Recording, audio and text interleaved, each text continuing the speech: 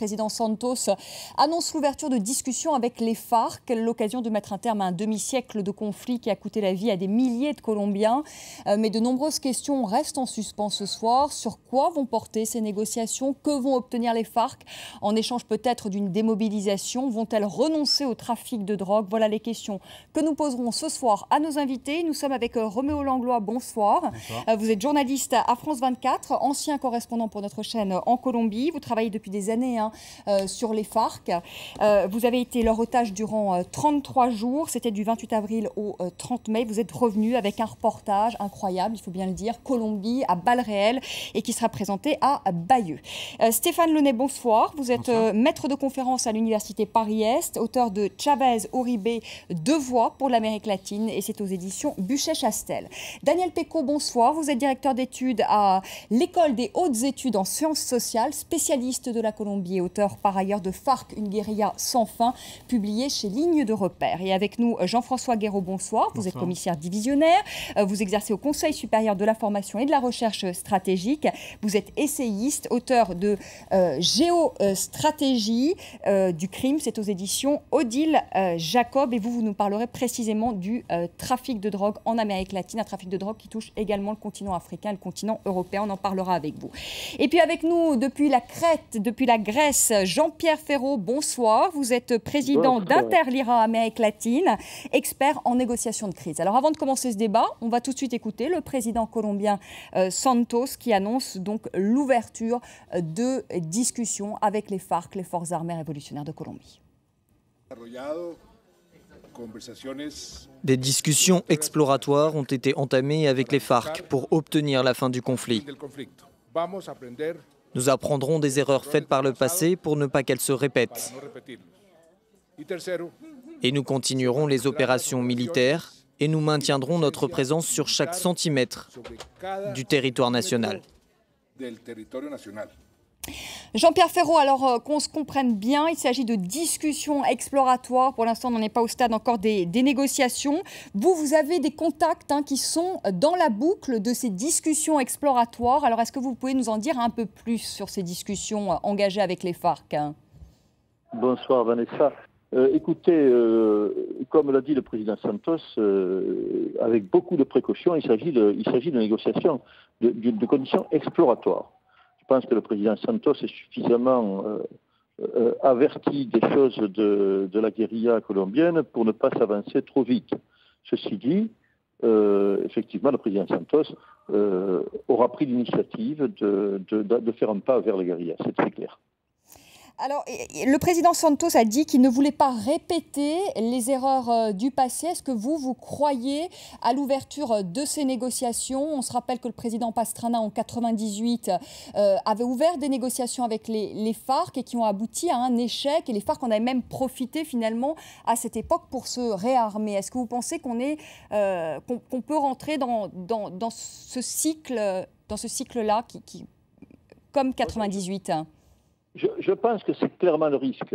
Je pense que le président Pastrana, quand il a déroulé la fameuse zone de dissension du Caguán, a offert à la guérilla peut-être un statut qu'elle ne méritait pas en ce temps-là. Donc je crois qu'aujourd'hui, quand le président Santos parle de ne pas remettre les pieds dans les erreurs du passé, je pense qu'il pense à ça. Il faut quand même considérer que les FARC aujourd'hui sont quand même beaucoup plus vulnérables qu'elles ne l'étaient à ce moment-là. Et que, en bon stratège, le président Santos comprend que la guérilla est peut-être un genou à terre, et peut-être dans de bonnes conditions, et peut-être les meilleures depuis les 15 dernières années pour pouvoir négocier. Alors je pense que les précautions oratoires qu'il a prises, c'est-à-dire que nous allons apprendre les erreurs du passé, oui, mais nous allons essentiellement conserver chaque millimètre de forme militaire du territoire, veut dire attention, nous allons peut-être commencer à discuter, mais pas à n'importe quel prix. Merci beaucoup Jean-Pierre Ferraud en direct de Grèce. Roméo Langlois, est-ce que vous croyez à ces négociations de paix entre le gouvernement colombien et les FARC? Je crois qu'il faut qu'elle saisisse le moment, je parle de la guérilla, parce que je pense que s'il n'y a pas des négociations maintenant, si elles n'aboutissent pas à un processus qui amène à la paix en Colombie, alors la paix, on parle de la paix entre le gouvernement et les FARC, parce que les FARC ne sont pas le seul facteur de violence en Colombie, bien sûr. Mais je crois que, en gros, si les FARC n'arrivent pas à faire la paix maintenant avec le gouvernement de Santos, il y aura peut-être jamais la paix en Colombie. Parce que là, on a vraiment un gouvernement qui a fait de nombreux gestes envers les FARC, qui a reconnu le droit des victimes, alors avec toutes les limites, mais il a proclamé une loi qui protège les victimes, notamment les victimes de l'État, les victimes de tous les groupes armés. Il a essayé de redistribuer un petit peu les terres, donc il a envoyé un certain nombre de signaux aux FARC, qui elles aussi ont envoyé des signaux, notamment la fin des enlèvements contre rançon. Les FARC, je crois, sont las de la guerre. Ça fait 50 ans qu'elles sont dans la guerre. Je crois qu'en tout cas, une partie de la direction des FARC en a vraiment marre, espère pouvoir rendre les armes, peut-être même entrer légalement en politique, ça reste à voir. Mais en tout cas, je crois que si c'est pas maintenant qu'il y a une possibilité d'arriver à la paix, en tout cas un accord de paix entre les FARC et le gouvernement, ça risque d'être très difficile plus tard. Vous en avez parlé lorsque vous étiez otage des FARC avec la guérilla. Que vous ont-ils dit, les guerrilleros? Les guerrilleros, depuis toujours, ils disent qu'ils veulent la paix en Colombie, mais ils disent toujours on veut la paix, mais une paix avec la justice sociale, l'égalité, etc. Donc ils ont un discours très politique. Le problème, c'est que tout le monde veut la paix en Colombie, mais on ne sait pas quelle paix. Donc chacun veut une paix bien particulière. Donc les FARC qui veulent leur paix, ils ont des exigences en matière sociale, en termes de réforme agraire, etc., qu'ils devront forcément revoir à la baisse. Mais ils disent qu'ils veulent la paix. Cela dit, moi, quand j'étais détenu par les FARC, j'étais avec de la piétaille ou avec des chefs de second rang. Je n'étais pas avec la direction des FARC. Et très souvent, ces gens-là, ils sont englués dans leur guerre de terrain, dans leurs problématiques locales. Ils ont une méfiance absolue de l'armée, une méfiance absolue du gouvernement. Ils ont un instinct de vengeance à assouvir, puisque très souvent, ce sont des gens qui sont entrés parce que leurs parents ou leurs proches ont été tués par l'armée ou par les milices paramilitaires qui ont très longtemps travaillé avec les FARC. Donc ces gens-là n'ont pas vraiment une vision politique majeure d'envergure nationale. Mais tous disent qu'ils veulent la paix, qu'effectivement ils veulent la paix et qu'ils se battent pour la paix du pays. C'est effectivement ce qu'ils disent toujours, quoi. Donc pour vous, c'est le moment ou jamais aujourd'hui pour les FARC. Daniel Pécaud, votre livre s'intitule « Une guérilla sans fin », point d'interrogation. Est-ce que vous pensez que la fin de la guerre aujourd'hui en Colombie se profile ou il est beaucoup trop tôt pour le dire? Je pense qu'il faut être extrêmement prudent, mais qu'effectivement, les possibilités n'ont jamais été aussi considérables que maintenant. Maintenant, je suis méfiant à l'égard du thème de guerre, comme s'il y avait guérilla face à un régime. Il se trouve que nous avons été face à un processus de violence, de conflit infiniment plus ramifié, bien plus complexe. Et si les FARC ont perdu énormément des positions territoriales et de la capacité territoriale qu'elles avaient auparavant, ce n'est pas seulement grâce aux efforts de l'armée pendant la présidence d'Uribe, c'est grâce à la guerre sale menée par des organisations paramilitaires financées, les FARC le sont aussi, par le narcotrafic.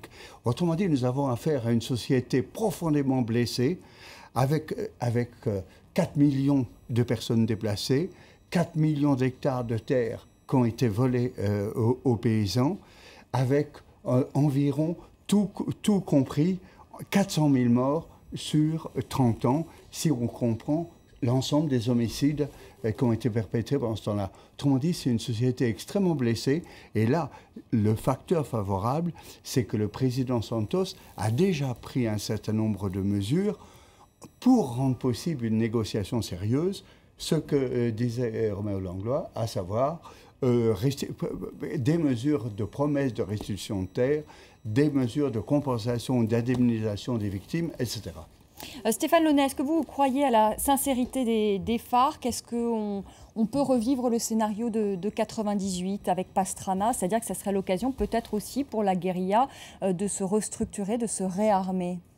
Oui, alors il y a ce problème effectivement qui est que c'est maintenant depuis au moins 82-83 que des négociations étaient engagées avec diverses guérillas et qu'elles n'ont abouti avec certaines, et puis avec les FARC, elles n'ont jamais abouti, en particulier celle de 98-2002.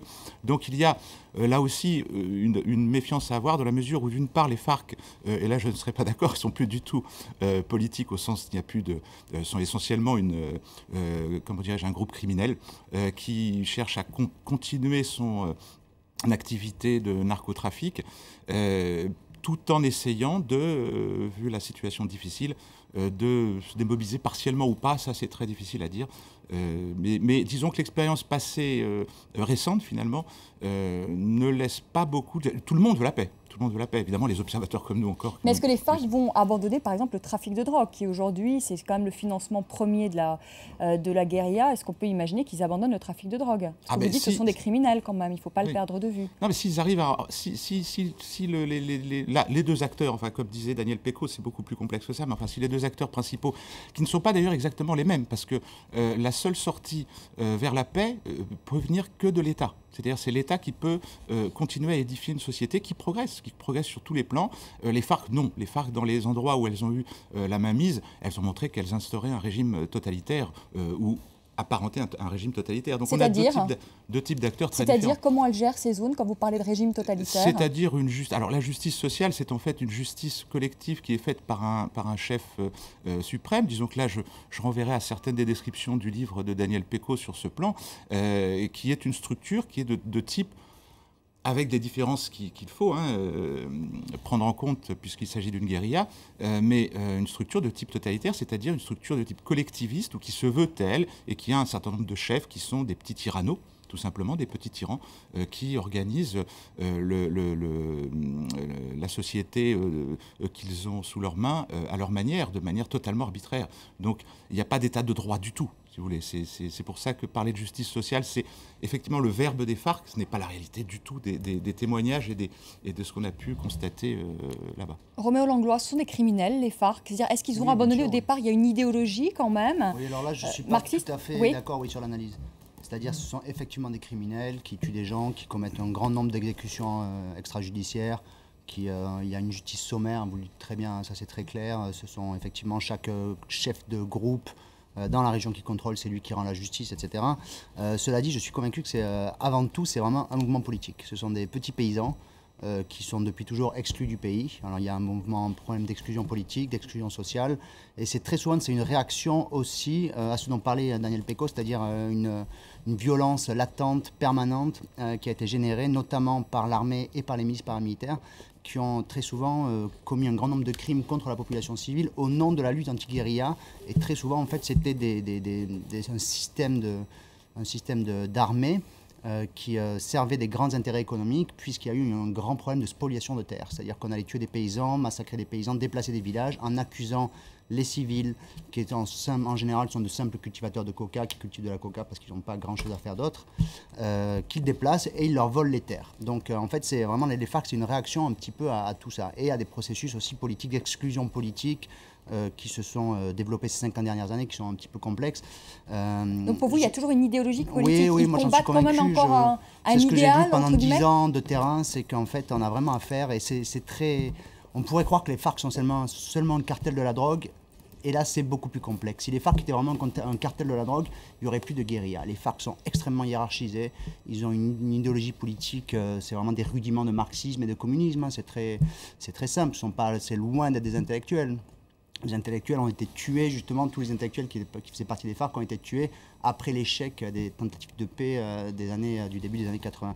Donc si les FARC étaient un cartel, il y a longtemps qu'il n'y aurait plus de FARC, en fait. Parce qu'un cartel, ça dure 10 ans. Au bout d'un moment, tous les membres du cartel finissent par se manger les uns les autres, se tuer les uns les autres, se vendre aux États-Unis ou se vendre au gouvernement colombien. Donc c'est beaucoup plus complexe que de dire que les FARC sont un groupe criminel. J'en suis convaincu. Ouais. Jean-François Guéraud, les FARC sont un groupe criminel, ce n'est pas un cartel de drogue, comme vient de le dire Roméo Langlois?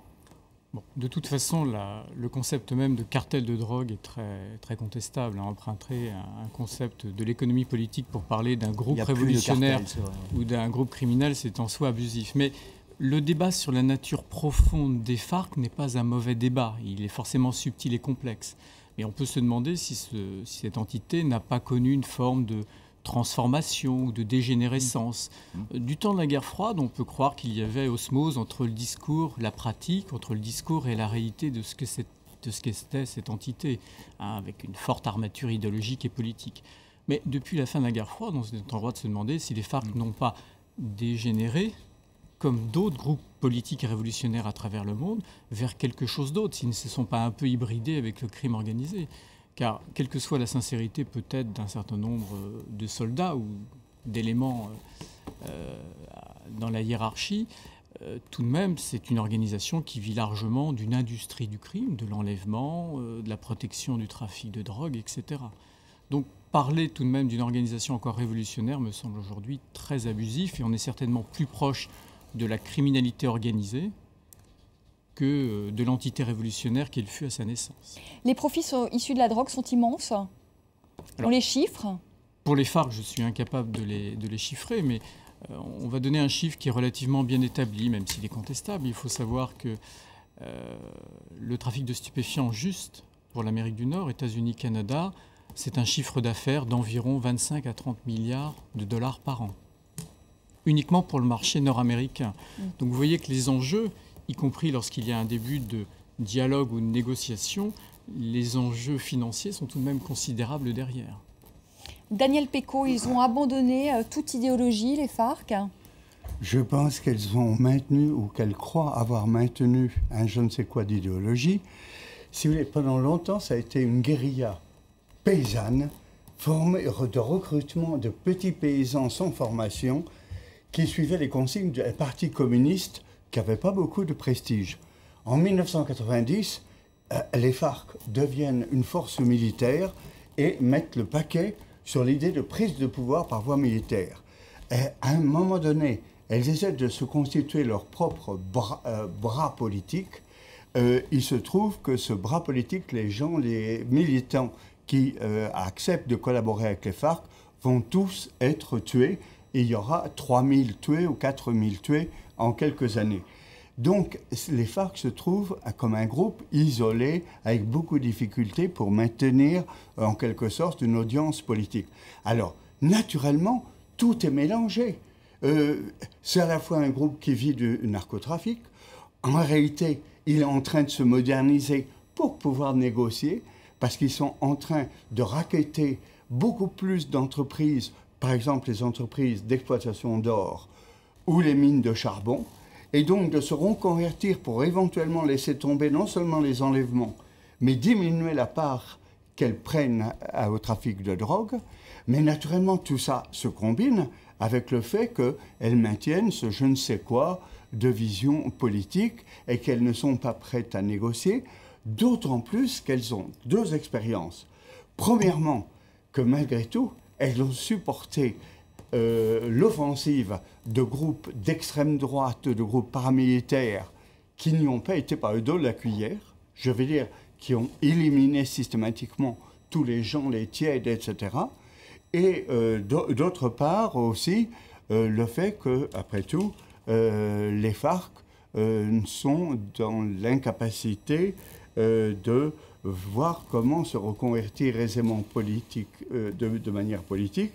Et pourtant, sans cela, on ne voit pas très bien comment les négociations pourraient aboutir.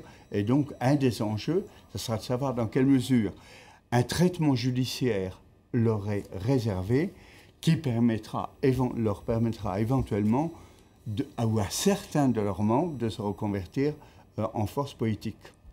On va faire une pause, on va se retrouver dans un instant pour la deuxième partie de notre débat consacré ce soir à la Colombie. Et nous allons parler dans un instant de cette sale guerre en Colombie dont vous parliez au début de ce débat, qui a opposé donc les FARC au gouvernement colombien soutenu par les paramilitaires. Quel impact sur la société colombienne? À tout de suite.